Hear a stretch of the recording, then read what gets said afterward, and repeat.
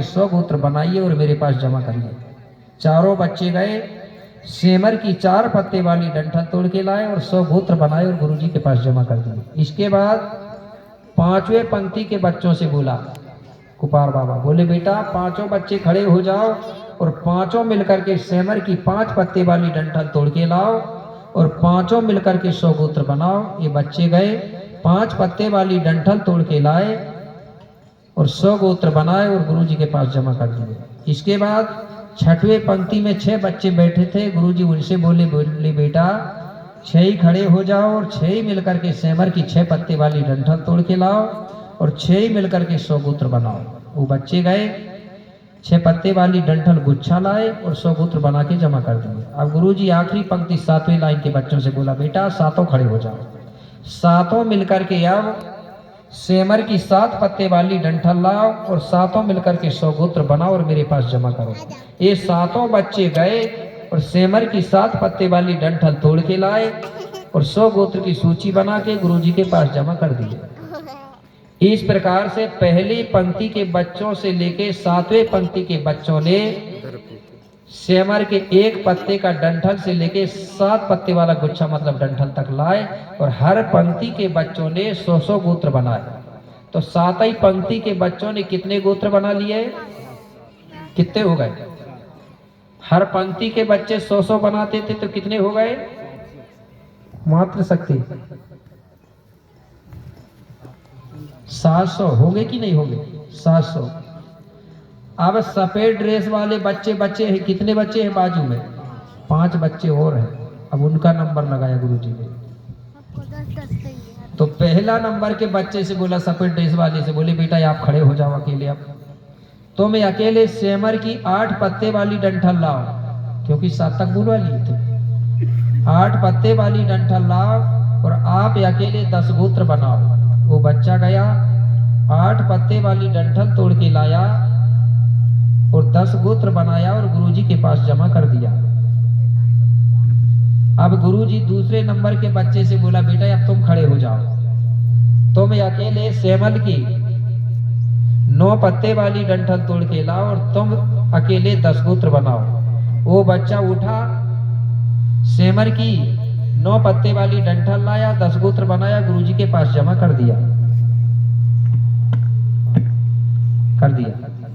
इसके बाद गुरुजी तीसरे नंबर के बच्चे से बोला बेटा अब तुम खड़े हो जाओ और तुम अकेले 10 पत्ते वाली डंठल लाओ और तुम भी 10 गोत्र बना के गुरुजी के पास जमा करो। बच्चा गया, 10 पत्ते वाली डंठल लाया, 10 गोत्र बनाया और गुरु के पास जमा कर दिया। इसके बाद गुरुजी चौथे बच्चे से बोला बेटा अब तुम खड़े हो जाओ और तुम अकेले सेमर की 11 पत्ते वाली डंठल तोड़ के लाओ और तुम भी 10 गोत्र बनाओ। वो बच्चा गया, 11 पत्ते वाली डंठल लाया, 10 गोत्र बनाए और जमा कर दिया। अब आखिरी बच्चा 5वां नंबर का, उससे गुरुजी बोले कि तुम एक काम करो, तुम भी सेमर की 12 पत्ते वाली डंठल तोड़ के लाओ और अकेले तुम भी 10 गोत्र बनाओ। वो बच्चा उठा, 12 पत्ते वाली डंठल तोड़ के लाया और 10 गोत्र बनाए और जमा कर दिया। तो जो 5 बच्चे हैं सफेद ड्रेस वाले, उन्होंने 9 पत्ते वाला डंठल से लेके 12 पत्ते वाला डंठल तक लाए और हर बच्चे ने कितने बनाए? 10-10 गोत्र। तो 5 बच्चे ने कितने बना दिए? 50। और पहले कितने बने थे? 700। अब कितने हो गए टोटल गोत्र? 750। अब 33 बच्चे कहने लगे गुरुजी आपने 700 ही 50 गोत्र क्यों बनवाए? कम ज्यादा भी तो होते ना। बोले बेटा जो 750 गोत्र है इसमें पूरी प्रकृति समाहित है। 750 जो अंक है, बोले प्रकृति को मानने वाले, गोंडी संस्कृति को मानने वाले लोगों के लिए ये 750 अंक शुभ माना गया है। क्यों? कि ये 750 में प्रकृति समाई हुई है। तो बोले कैसे? तो बोले बेटा 750 के अर्थ तो निकालेंगे तो पूरे दिन भर भी लगेंगे तो निकल नहीं पाएगा, लेकिन मैं आपको मुख्य चीज बता रहा हूं 750 में प्रकृति कैसी समाई हुई है। तो सभी लोग ध्यान से सुनेंगे, नहीं तो हमारे लोगों को पता नहीं है तो कुछ लोग तो श्री श्री 1008 गले में डाल के घूमते हैं, ठीक है ना, पता नहीं है, इसलिए पता रहती तो काय को घूमते। कई लोग 786 लिख रहे हैं, ठीक है, अपना ना होने के कारण। हर धर्म संस्कृति के अलग अलग अंग है कि नहीं, जैसे मुस्लिम है भाई तो उसके लिए 786 शुभ है, ठीक है। कोई श्री श्री 1008 को मानेगा, तो हम गोंडी धर्म संस्कृति को मानने वाले हैं, तो हमारे लिए जो अंक है वो है 750। अब 750 में प्रकृति कैसी समाई है? जब हम लोग 750 लिखेंगे तो सबसे पहले आएगा 7, आएगा कि नहीं, फिर आएगा 5, फिर आएगा 0, आएगा ना, 7 5 0। तो जब स्कूल में मास्टर लोग, टीचर लोग जब गणित कराते हैं तो गणित कौन से तरफ से चालू होगी? 7 तरफ से चालू होगी गणित का, 0 तरफ से मात्र संख्या। इधर से होगी तो ऐसा करके बता दो, सुनाई नहीं पे, इधर से किस तरफ से होगी? दाएं तरफ से कह रही मात्र संख्या। सही बात है कि नहीं भैया लोग? अगर इधर से करेंगे तो उत्तर गलत हो जाएगा। तो दाएं तरफ क्या है? 0 है, 0।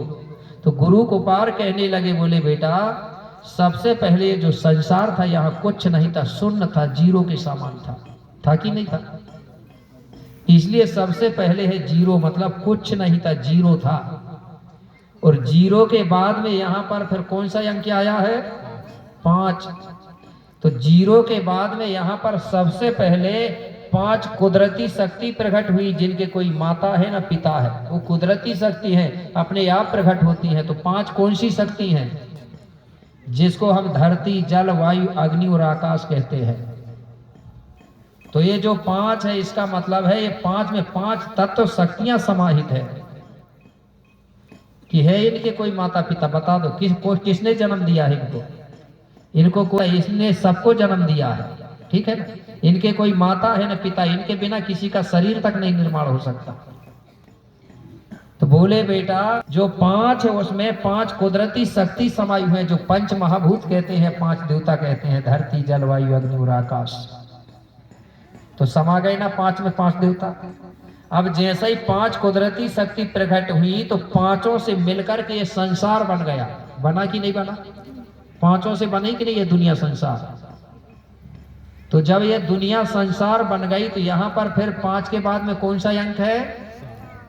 7 है कि नहीं है? तो 5 चीजों से जब संसार बना तो 7 आया है। तो 7 का मतलब है यहाँ पर सबसे पहले 7 दिन बनाए गए। तो 7 में 7 दिन समाहित हैं। तो बनाए गए कि नहीं? दिन 7 ही है कि 8 है? कितने दिन है? 7 दिन है। तो देखिए 5 में 5 तत्व समा गए और 7 में 7 दिन समा गए। समा गए ना? आप बोले बेटा इनको जोड़ना है। 7 और 5 कितने हुए? 7 और 5 12 हो गए कि नहीं हो गए?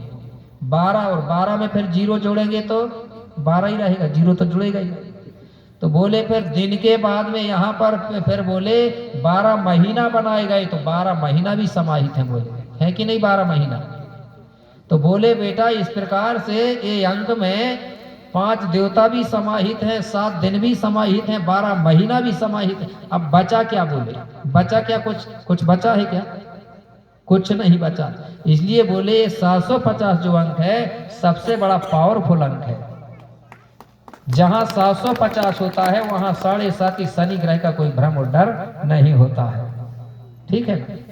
इसलिए अपने अपने घर में दरवाजा के ऊपर 750 लिखना चाहिए। क्या लिखना चाहिए? नहीं तो हमारे गोड़ लोग लिख रहे हैं शुभ और लाभ, और पता ही नहीं है शुभ लाभ है कौन चीज।